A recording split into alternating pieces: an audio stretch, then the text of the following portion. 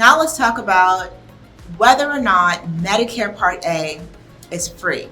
Medicare in general tends to be thought of as being free, but it's not. It's not free at all. So we're going to break down the costs associated with Medicare Part A so you have an understanding of what you'll be paying and whether you'll be paying out-of-pocket costs. So to start, when it comes to premiums, which are the monthly payments we typically have to pay for any type of insurance, there are two types of payment structures in Medicare Part A.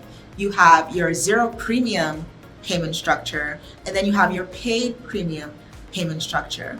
Qualifying for each of these types is very different. Now, if you qualify for a zero premium Medicare Part A, that means what the name implies. It means that you will be paying $0 in monthly premiums when it comes to qualifying or being able to obtain benefits as it relates to Medicare Part A. The way that you are able to qualify for zero premium Medicare Part A is by paying Medicare taxes for 10 years, or otherwise known as 40 quarters. So again, to qualify for zero premium Medicare Part A, either you or your spouse would have had to have worked and paid taxes into Medicare for 10 years or for 40 quarters. There are 4 quarters in each year, so 4 times 10 would give you 40 quarters. If you do not have 10 years paid into Medicare, your Medicare taxes, then you're going to qualify for the paid premium Medicare Part A. If you're not really sure whether or not you've paid 40 quarters worth of Medicare taxes or 10 years worth of Medicare taxes into the system, you can go to the Social Security website, ssa.gov, and they'll be able to tell you or your spouse the number of quarters that you've already accumulated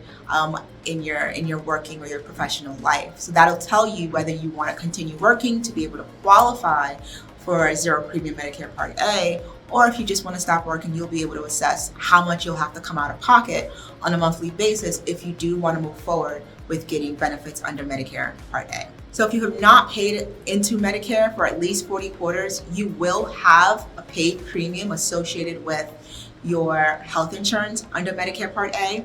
And it's a bit of a tiered system in terms of how they calculate or determine what your monthly premium payment will be. And not only are prices tiered, they also increase every year. So the prices that I'm going to quote you for 2023 are going to be different in 2024, will be different in 2025, depending on when you watch this video. But as of 2023, if you paid into Medicare for less than 30 quarters or for fewer than 30 quarters, then your monthly to 2023 premium will be $506. So you'd have to pay $506 on a monthly basis in order for you to receive benefits under Medicare Part A. Now, if you paid into Medicare for between 30 to 39 quarters, then your monthly benefit payment would be $278 every month for you to be able to receive benefits under Medicare Part A.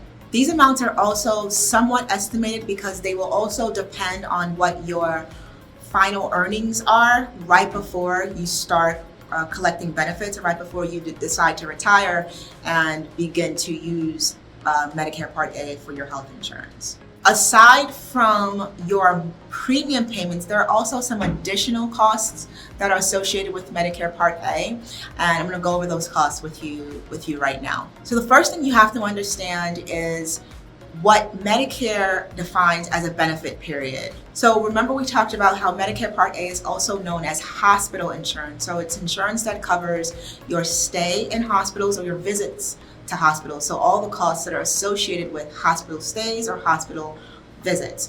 So when it comes to defining your benefit period, it really begins the day that you are admitted into a hospital. So it's the day you're admitted into the hospital, and it ends the day that you have not received care for 60 days in a row. So it can get a little bit confusing. You really have to be good with numbers to make sure you're paying attention to these things, because if the numbers get away from you, then the costs are going to get away from you. But understanding your benefit period is incredibly important. So it starts the day that you are admitted into the hospital, and it ends the day when you have not received care for 60 days in a row. All right, so that's how Medicare defines the term benefit period. This is important to understand because it really helps to determine your costs in any given year. So the first cost that you want to be aware of is the deductible. And typically when we hear the word deductible, we think that it's an annual deductible. But when it comes to Medicare, the word deductible does not mean annual deductible. It's tied to a benefit period. So a deductible is paid once per benefit period. The deductible for Medicare Part A is $1,600. So if you think about it, if you end up going to the hospital frequently and you end up having multiple stays, you can end up coming out of pocket quite a few times, because for every different benefit period tied to a hospital stay, you have to pay a $1,600 deductible.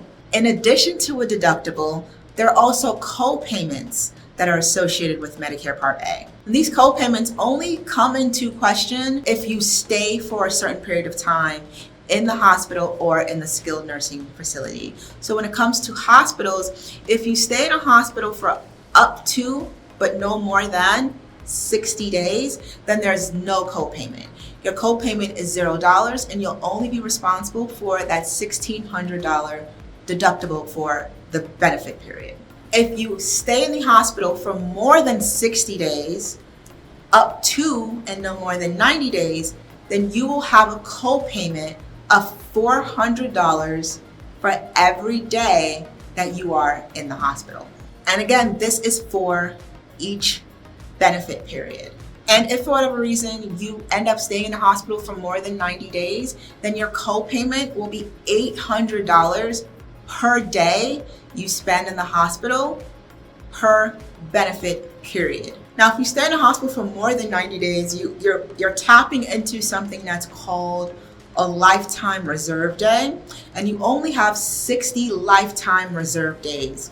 Now, if you end up utilizing all of your lifetime reserve days, which means that you're in the hospital for more than 150 days, then you will be completely responsible for your hospital bill. And in that situation, Medicare Part A will not be contributing to the costs of the bill at all. You'll be responsible for all costs. So just like the costs are tiered when you're staying in a hospital, the costs are also tiered when you're staying in a skilled nursing facility. And again, this is really tied to each benefit period. So if you stay in a skilled nursing facility for up to 20 days, there is no co-payment and you'll only be responsible for the $1,600 deductible. Now, if you end up staying in a skilled nursing facility for up to 100 days, so anywhere between 21 days and 100 days, then your co-payment would be $200 for every day beyond day 20 at the skilled nursing facility. Any stay at a skilled nursing facility beyond 100 days would make you responsible for all costs associated with your stay at the skilled nursing facility. So having broken down all the costs, I hope that you now see that Medicare Part A is not free by any sense of the word. There are costs associated with it. You might qualify for a zero premium plan. There are still deductibles and there are still co-payments depending on how long you end up spending in a hospital or at a skilled nursing facility. So in this video, I summarized some of the costs associated with Medicare Part A. So I hope that this video was helpful. I hope that you learned something new, and I hope to see you in the next one.